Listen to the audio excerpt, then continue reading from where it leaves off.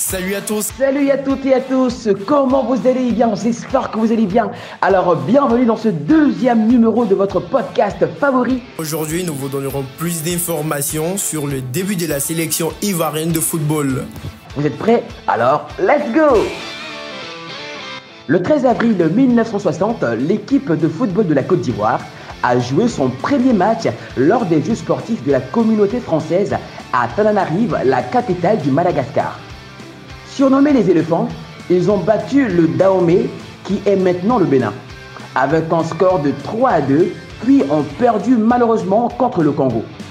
En 1961, la Fédération ivoirienne de football est devenue membre de la Confédération africaine de football et a été affiliée à la FIFA en 1964. À la fin de l'année 1961, Abidjan a accueilli la deuxième édition des Jeux de la communauté française, rebaptisés Jeux de l'amitié, où l'équipe ivoirienne a perdu en finale contre l'équipe de France amateur avec un score de 2-3. Ils se sont pas mal débrouillés, mais malheureusement, c'était en leur défaveur. Pendant le tournoi, ils ont remporté une victoire record en battant la République centrafricaine par 11-0, dont 7 marqués par Joachim Diagou.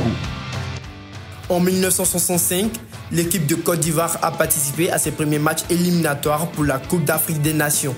Les Ivoiriens se sont qualifiés pour l'édition de 1965 en éliminant le Libéria, ont dominé le Congo Léopoldville lors de la phase finale en Tunisie, mais ont été battus par le Ghana, considéré comme la meilleure équipe africaine à l'époque avec un score de 4-1. Pour leur première participation au tournoi continental, l'équipe dirigée par Alphonse Bissouma Tapé a terminé à la 3e place devant le Sénégal.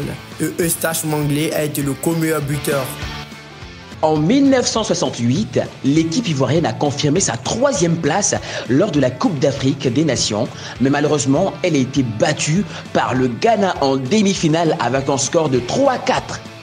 Ensuite, lors de la Coupe d'Afrique de 1970, l'équipe a terminé à la 4e place.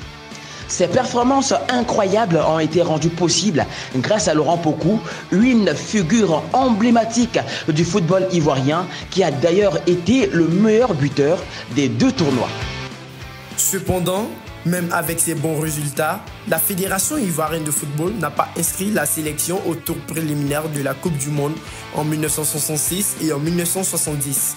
Mais enfin, en 1974, l'équipe ivoirienne a réussi à se qualifier pour la Coupe du Monde. Malheureusement, lors des qualifications en été 1973, ils se sont inclinés face au Maroc. Malheureusement, les bonnes choses ont toujours une fin. Eh bien, très chers auditeurs, on va se dire à très bientôt pour un autre épisode. Sur ce, restez connectés et n'hésitez pas à partager et à vous abonner sur votre chaîne Au Cœur du Sport. À très bientôt.